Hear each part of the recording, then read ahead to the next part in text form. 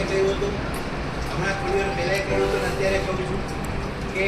આજે જે આપણે આઈસ્ક્રીમની મજા માણી રહ્યા છીએ, ઇજ્જત માણી રહ્યા છીએ, તે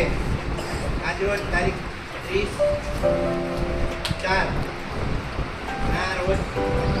આપણા આચાર્ય સાહેબ શ્રી